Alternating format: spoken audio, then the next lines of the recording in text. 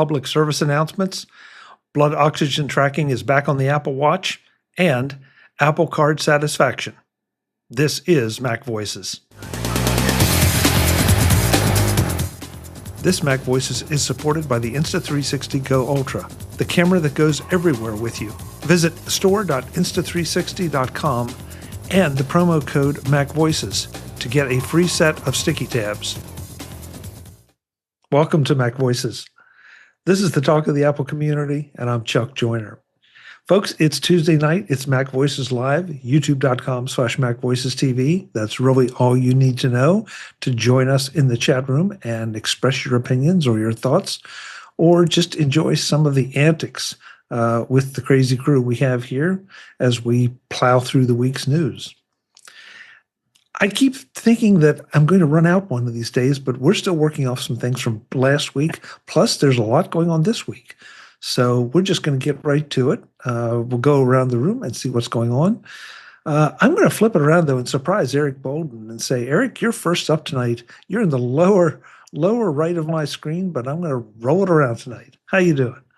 Oh, great. It's a wonderful day. I'm so glad I'm here and not at work. Okay. That's a nice sized whiskey mug you have right there, Eric. Yep, and no one will know what I added to it. But as the night goes on, yeah, it's going to be good. Are you going to be flying like your little hummingbird friend back there? Yeah. Okay. Hummingbird speaks for itself, nice and quiet, just there.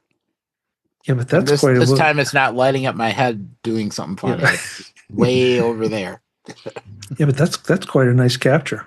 That's really good. Yeah, it was totally an accident.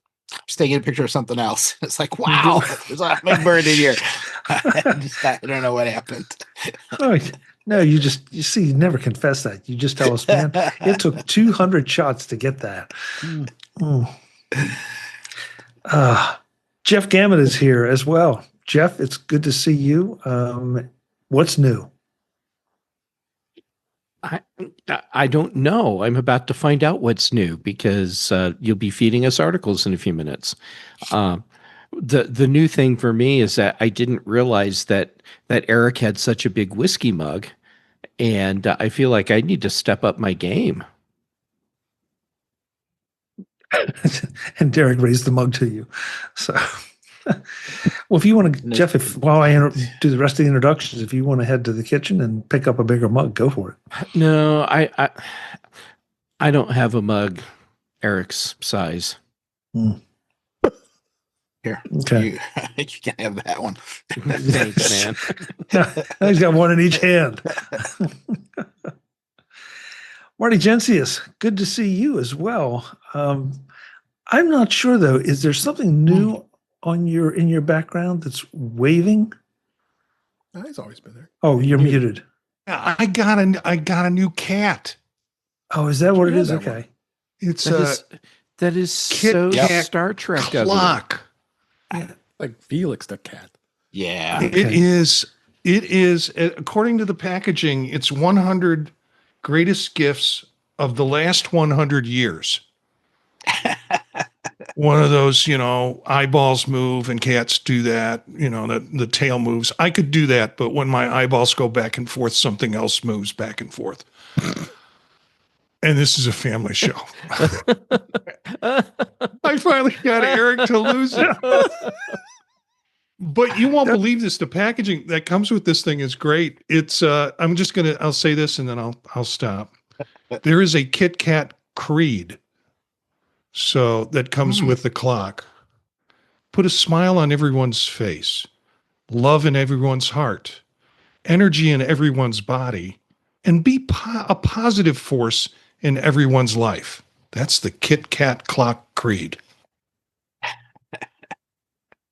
Okay. That was quite the dramatic reading there, Marty. I feel inspired. Yeah, I kind of do too. Need some finger snapping. At least I feel warm and fuzzy Daddy-o. Or something. Brian Flanigan-Arthurs, you may be the first sane member of the panel here. Good to have you. Hey, so good to be here. Appreciate it. Yeah, I noticed he doesn't have anything waving in the background or anything like that. So And just my water. Just my water. just your water. Yeah, that's what Eric used to say. Mhm. Last but not least, Mr. David Ginsburg in the top left of my screen. David, it's great to have you. Great to be here, and this is going to be some great conversation, like always. There is some really interesting things going on, and again, we still have some stuff from last week that was interesting that I hope we get to. We're going to start off, for better or worse, unfortunately, with another set of public service announcements, things you really need to know about, even if you can't stay for the rest of the show. And both of them come from Lifehacker. The first one is why you need to update your Plex server ASAP. This is an interesting article. I would tell you go and read it. It just, apparently there is some kind of undefined or unexplained serious security vulnerability in Plex servers. And even Plex I'm a Plex person, and I don't ever remember seeing one of these warnings come out. Me either. But they are sending warnings out saying, please update your servers.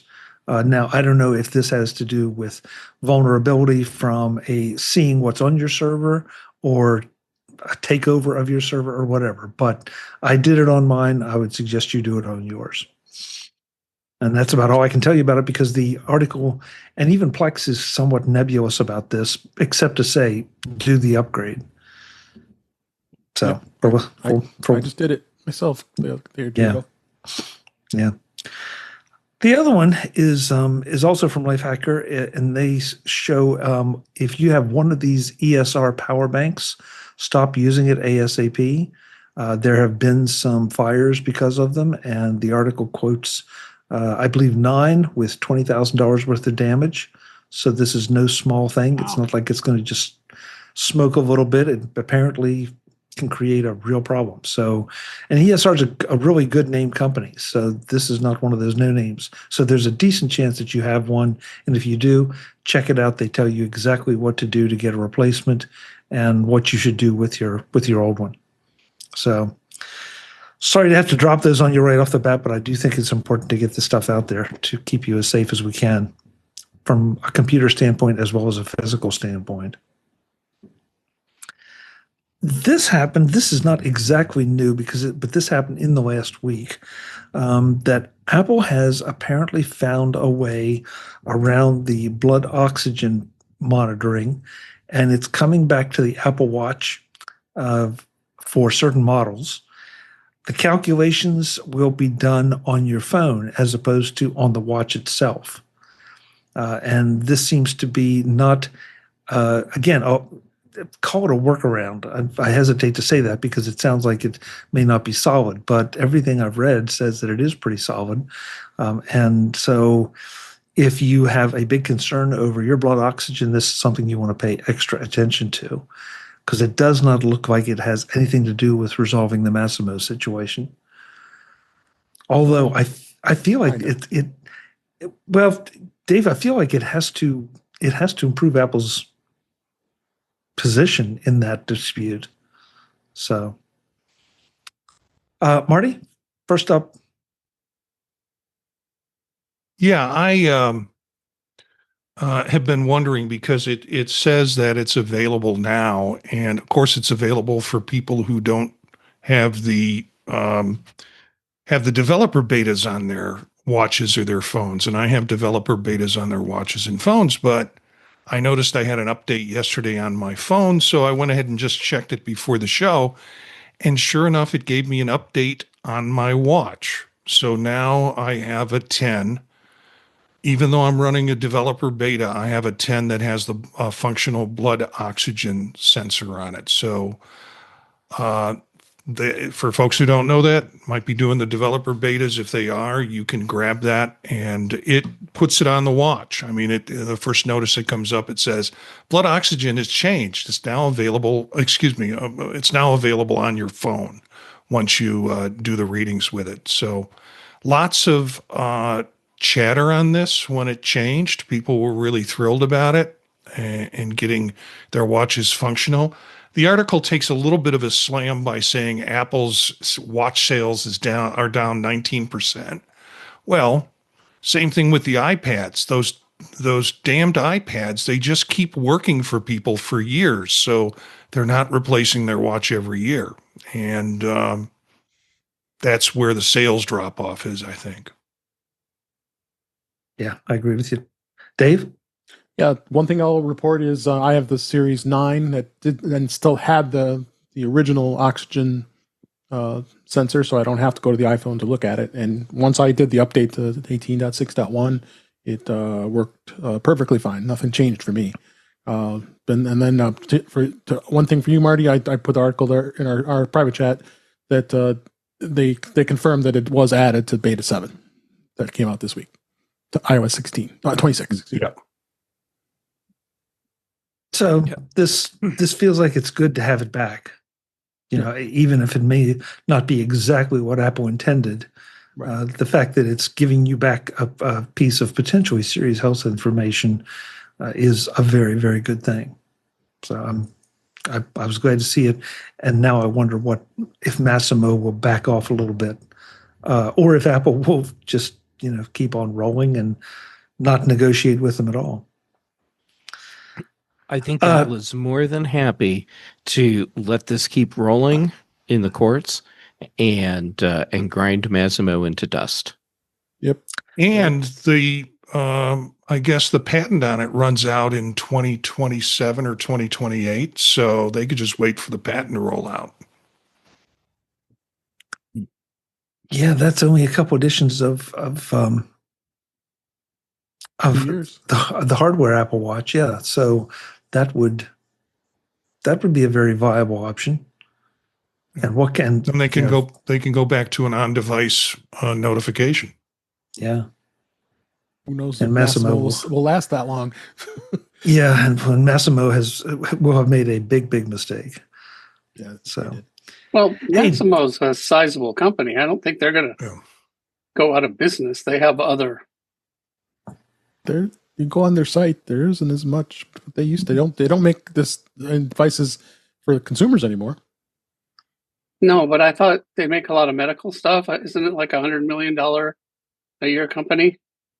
oh yeah, they have other things, but as far as this particular area, they're just kind of fading slowly. Yeah, they tried to take on Apple and didn't. I don't work. think they'll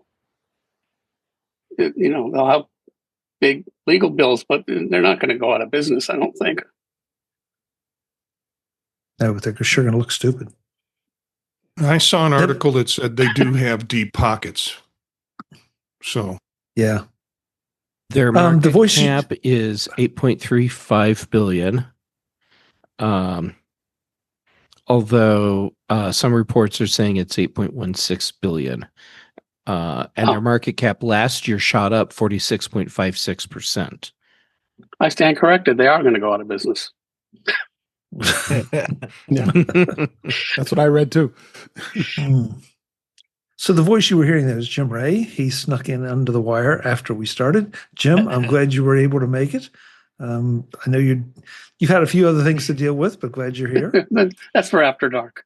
Yeah, we're not going to get into that. We're not getting into that. Happily, it's nothing illegal, so that's not why we're going after dark. And nobody responded to that. So I think you may be overselling after dark, Chuck. I'm trying, Jim. I'm trying. The Go Ultra 4K camera goes with you everywhere. If you've ever shot a great clip but dreaded the editing that comes after, the new Insta360 Go Ultra makes that problem disappear. This tiny camera, about the size of a cookie, doesn't just shoot amazingly smooth 4K 60 frames per second video. It helps you tell the story with built-in editing tools that save time and boost creativity. The companion app uses AI-powered editing to automatically pick out highlights, sync them to music, and deliver share-ready videos in minutes. You can add transitions, slow-motion sequences, or even adjust the field of view with just a tap. And if you're the type who likes control, you can dive in manually to tweak every frame. Flow state stabilization and horizon lock ensure your shots stay level and cinematic, so even before you edit, the footage already looks polished. Pair that with the wide 156-degree field of view, and you've got dynamic angles that drop right into your timeline. And don't worry about long shooting days. The fast charge system means you can go from 0 to 80% in about 12 minutes, then keep creating. For a limited time, the first 30 listeners who order from store.insta360.com with the promo code MacVoices will also get a free set of sticky tabs, making it even easier to mount the Go Ultra wherever inspiration strikes. The Insta360 Go Ultra isn't just a camera. It's a complete shooting and editing solution in your pocket. Store.insta360.com and the code MacVoices. Thanks to Insta360 for supporting MacVoices. For my friends who have Apple Vision Pros, I do not. Yet. Yeah, why? Yes, I know. Disney Plus's Alien Earth. The new series has an immersive environment with the Apple Vision Pro, and I want to know if anybody's tried it. It's scary. It's scary, Eric. You've tried it? It's not good. You sit there. It's a great environment, right? You're there. You get the clanking. You got sparks. You got the flickering lights. And unlike like the opening scene of a game where you get that for a couple of minutes and then it goes to some flat screen, it's there. You get background noises and shadows and stuff. And I thought, yeah, it's just an abandoned station. So I thought I'd watch a short TV thing, and I watched that, and I came back, and then I made the mistake of looking up, and Yeah, I tried it. I tried it earlier tonight, and the thing is the 360 environment. So you're sitting in it, and you want to look around because you don't know what's going to happen next. And I sat in it for a considerable amount of time, seeing if this was like on a loop. So, the first thing I saw was something scuttle across the ceiling. And then it's like, I'm waiting for that to come back because I want to see what the loop is. And, in the meantime, I watched some Chip and Dale. That seems like that's appropriate for a alien environment. So. Well, they are the Rescue Rangers. Yep. How do you know that, Jeff? How do you not, Chuck? Not know that. Okay. Well, I think we grew up differently, apparently. Well, look at us. I think that's pretty obvious. Your parents are proud of you. My parents lie and say I'm a dental hygienist or something. No, I don't buy that for a second. Hey, Web Bixby is also here. Web, it's great to see you. Glad you made it. I'm ready to eat people. I've had a bad day. I need here to calm down and relax. So let's not have any controversy, okay? Okay. Well, in that case, why don't you somebody get him get him a Vision Pro headset and put him in the Alien Earth environment. That'll settle him down. The only thing that's good about working for me is that these are the chocolate chip cookies that come out of my executive kitchen. So they're as big as my face. So that is a serious cookie. Yeah. That's a serious cookie. So that's impressive. So you come for a visit, I'll get you a cookie. That cookie would probably kill me, but I would die happy. Yes. Well, yeah. We would have a special cookie made just for you, Jeff. So you're the best. Yeah. In the no, never mind. Now I'm facilitating. Stop that. Oh. Well, Webb, I'm glad you're here because this one sort of fits into something that you focused on in the past. And that is that the Apple Card drops from first place to third place for overall customer credit satisfaction. I know I have a theory about it, but I'm curious to see what you think.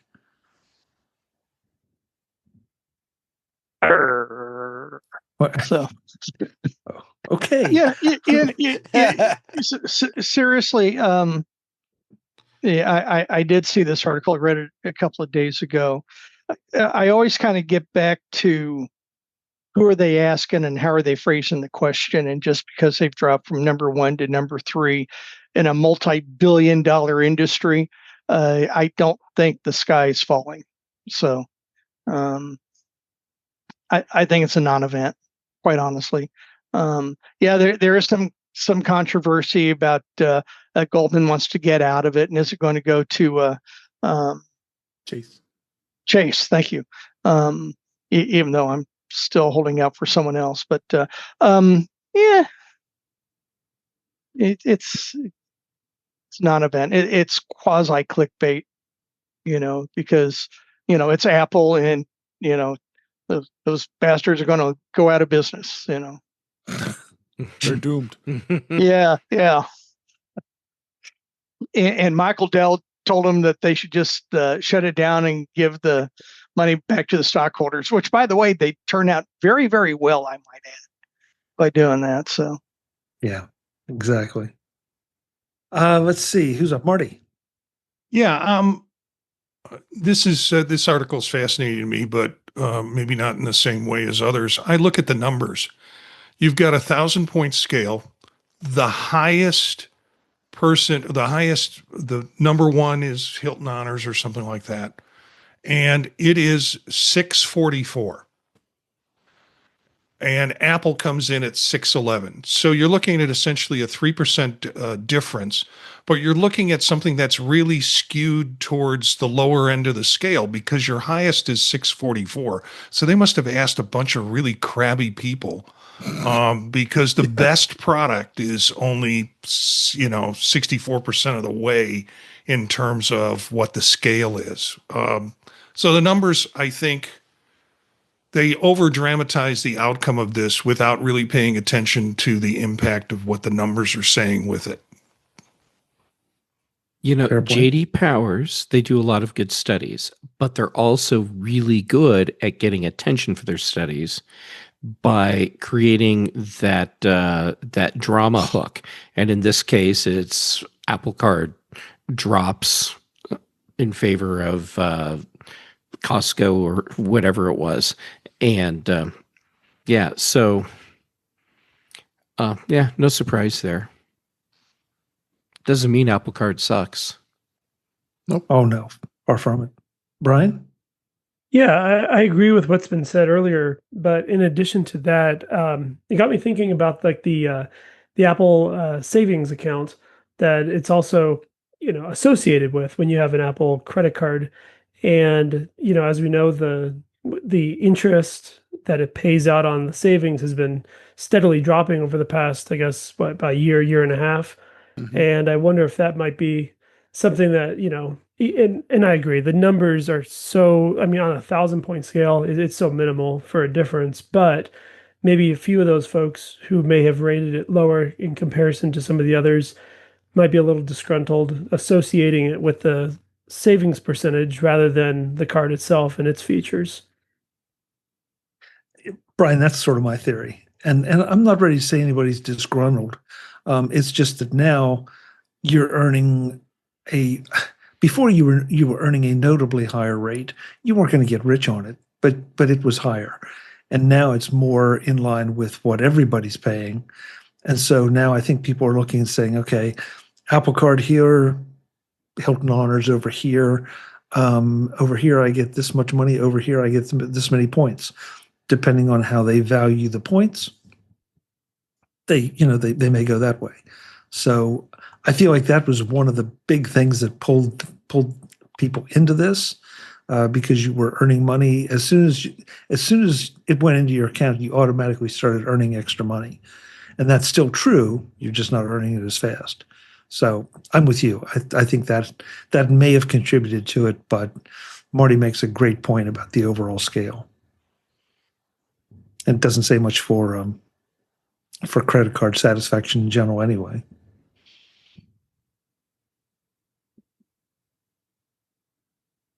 Jeff, what do you mean not on the Costco card? Oh, Marty's question. Can you digitally change your card number on Hilton or Costco? No. I know you can't on the Costco because your number's printed right on the card. Right. Mm. And I don't have a Hilton Honors card, so I don't know. You can't on that one. So also, there's a lot more in this JD Powers report than just that the Apple Card has dropped to third place. There's all this stuff about overall customer satisfaction, breaking it out by cards with annual fees, cards that don't have fees, how the rewards programs play in. There's a ton of stuff in the report. So cherry picking that one piece of information out, actually, if I were to write something about this and I wanted to slam Apple, I wouldn't even bother to mention that they dropped in customer satisfaction, except as a side note. I talk about how they don't even show up in most of the other rankings. And if you want to look at the card that has, talk about American Express, that's at the top of the list in a couple of the rankings. Capital One does great. So why not talk about that instead? I know, not as sexy as bagging on Apple. Well, the other thing too is, let's face it, we're an Apple-oriented podcast, so therefore we're looking at the Apple-oriented sites, and the Apple-oriented sites are looking at things that will catch our eye. And so this is something, it's not supposed to be a comprehensive report on credit cards. It's supposed to catch our attention, say, oh, Apple dropped a third, is this indicative of something? And it probably isn't. It is not. Yeah. Visit MacVoices.com for show notes and to connect with Chuck on social media. Get involved in our Facebook group or like our Facebook page, and get more out of your Apple tech with MacVoices magazine, free on Flipboard and on the web. And if you find value in it all, consider supporting us through either our Patreon campaign at patreon.com/MacVoices, or by making a one-time donation via the PayPal link on our front page and in the show notes of each episode. You will join these fine people who help bring you Mac Voices.